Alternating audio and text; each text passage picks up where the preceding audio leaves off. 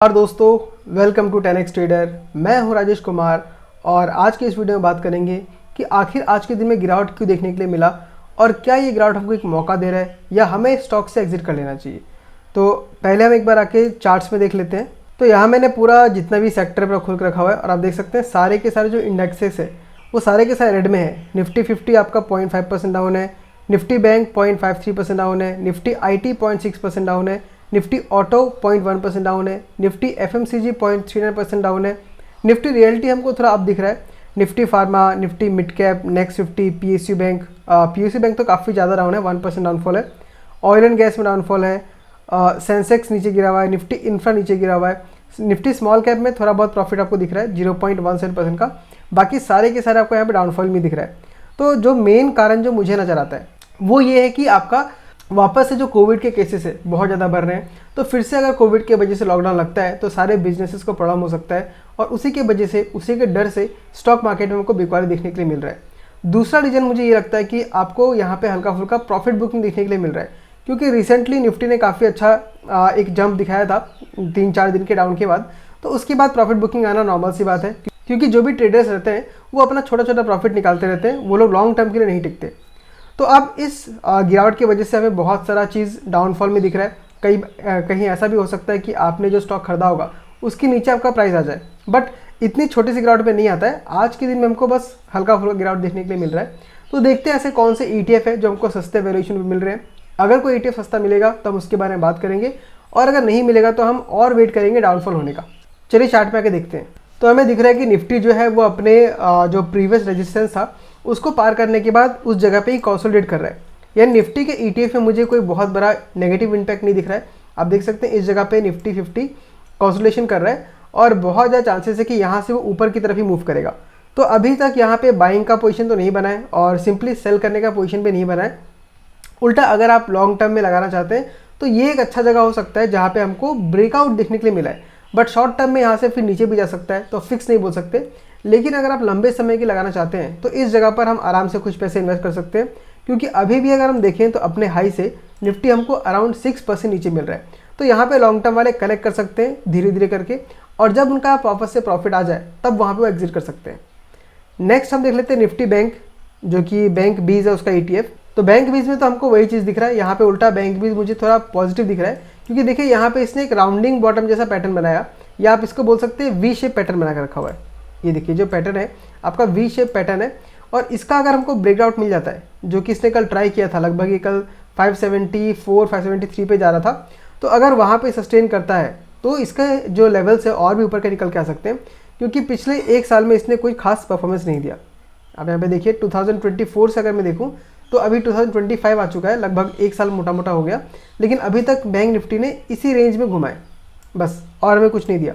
तो अब अगर हमें अच्छा खासा मूव मिलता है तो यहाँ से हमें काफ़ी अच्छा खासा प्रॉफिट हो सकता है। तो बैंक बीज में मैं खुद भी इन्वेस्टेड हूँ, लेकिन मैं थोड़ा बहुत प्रॉफिट बुकिंग करते रहता हूँ, क्योंकि मुझे और ऐसे इंटरेस्टिंग स्टॉक्स मिलते हैं जिसमें मैं पैसे को ऐड कर सकता हूँ। जैसा कि मैंने कल आपको टेलीग्राम चैनल में अपडेट किया था कि मैंने बैंक बीज में से लगभग 10,000 रुपीज़ निकाला है, जो कि मेरा प्रॉफिट का था, और उसको मैंने इन्वेस्ट कर दिया स्काई गोल्ड में, जो कि एक स्मॉल कैप कंपनी है और उसके ग्रोथ होने के चांसेस बहुत ज़्यादा है। तो इसी तरीके से ETFs के प्रॉफिट को निकाल कर आप ऐसे स्मॉल कैप कंपनी में लगा सकते हैं जिनके ऊपर आप रिसर्च कर रहे हैं, स्टडी कर रहे हैं, और वो आपको मल्टीफोल रिटर्न दे सकते हैं।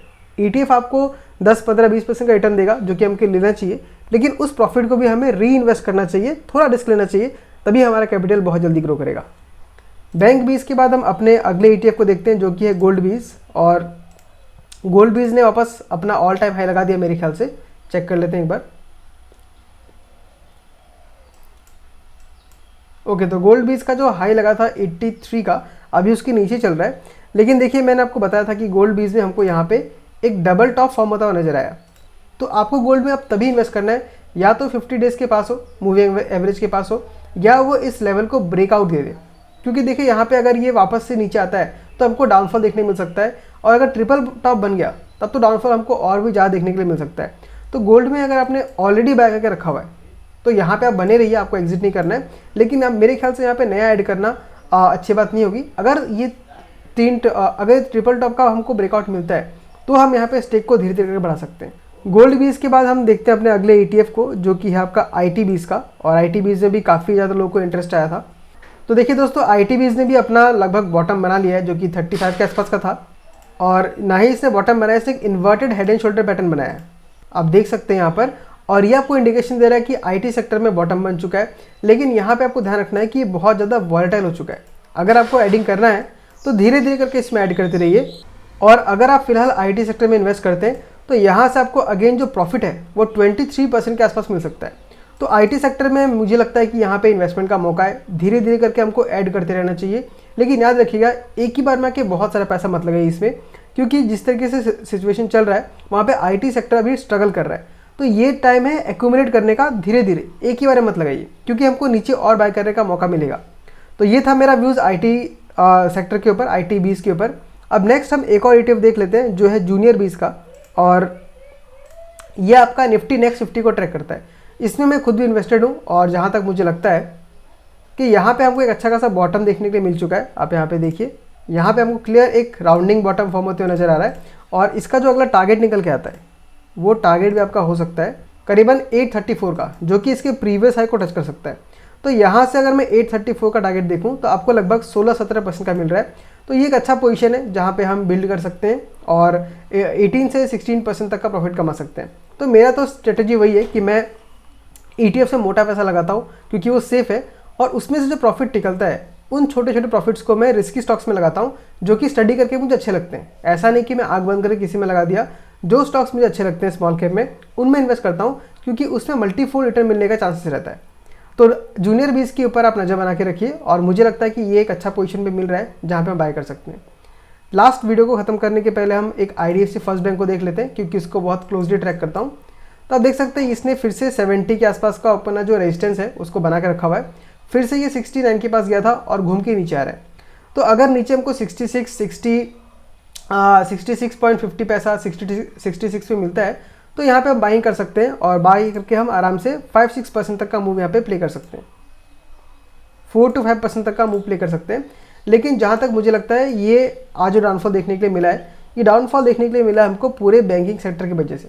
अब देखिए, खुद निफ्टी बैंक अगर आज 1% के आसपास गिरा है, लगभग 0.5% के आसपास, तो IDFC फर्स्ट बैंक भी आपका लगभग 1% के आसपास गिरा हुआ है, अभी 2% हो गया। तो यहाँ पे पैनिक करके निकलना नहीं है, मैं खुद भी फिलहाल नहीं निकल रहा हूँ। लेकिन मुझे इंतज़ार है Q1 के रिजल्ट का। अगर Q1 के रिजल्ट में मुझे कुछ इंप्रूवमेंट दिखता है तो इसमें टिके रहूँगा, अगर नहीं दिखता है तो मैं धीरे धीरे इसमें से एग्जिट करना स्टार्ट कर दूँगा। तो दोस्तों, ये था मेरा वीडियो जिससे मैंने कुछ ETFs के बारे में बात किया और IDFC फर्स्ट बैंक के बारे में बात किया कि उस पर हम क्या कर सकते हैं।